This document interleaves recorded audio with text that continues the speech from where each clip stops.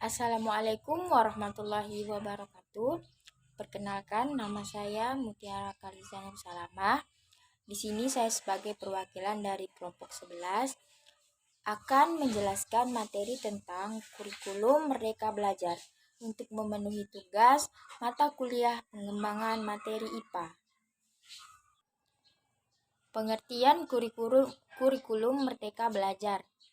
Kurikulum sering diartikan sebagai materi pelajaran atau bahan pelajaran untuk dipelajari peserta didik atau rencana pembelajaran. Kurikulum tidak cukup berupa materi pelajaran saja, tetapi haruslah menjangkau lebih jauh dari itu, yaitu pengalaman belajar atau learning experience peserta didik sebagai hasil proses pembelajaran berdasarkan kurikulum formal tersebut. Latar belakang kurikulum Merdeka Belajar. Kajian akademik menjelaskan latar belakang, landasan empiris, dan kerangka konseptual yang digunakan dalam merumuskan kebijakan kurikulum dan merancang kurikulum merdeka.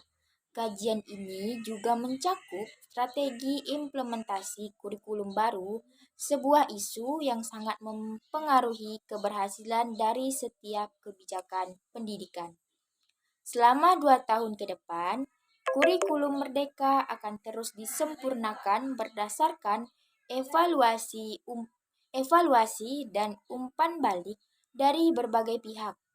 Sejalan dengan proses evaluasi tersebut, naskah ini juga akan mengalami revisi dan pembaruan secara berkala.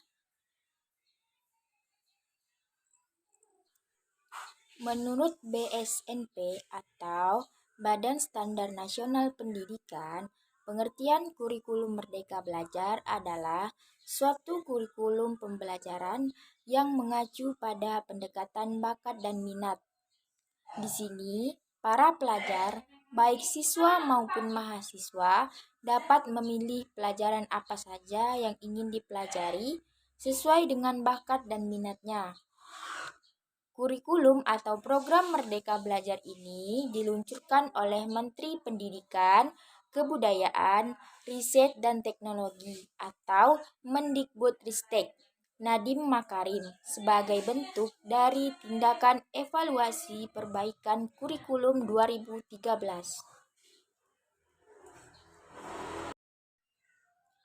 Perbedaan kurikulum Merdeka Belajar dengan kurikulum 2013,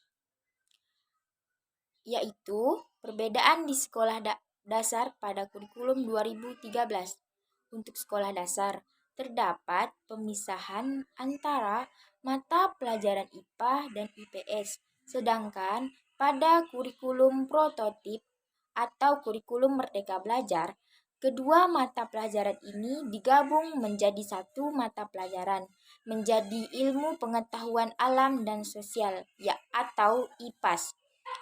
Tujuan sebagai persiapan ketika siswa melanjutkan pendidikan di level sekolah menengah pertama atau SMP. Tujuan kurikulum Merdeka Belajar. Kebijakan Merdeka Belajar juga bertujuan untuk mewujudkan kualitas atau mutu pendidikan yang berkelanjutan. Seperti yang kita ketahui, dengan Merdeka Belajar, peserta didik mempunyai keleluasaan dalam belajar, bukan hanya di dalam satu segmen. Karena menurut Nadiem Makarim, anak adalah multi kecerdasan. Setiap anak pasti mempunyai kecerdasan sesuai minat di bidangnya masing-masing. Maka mereka diberi kebebasan dalam seni belajarnya dengan kecerdasan miliknya sendiri dan sesuai dengan potensinya. Tidak boleh diatur dengan hanya satu kecerdasan saja. Sekian penjelasan dari saya, kurang dan lebihnya saya mohon maaf. Saya akhiri, wassalamualaikum warahmatullahi wabarakatuh.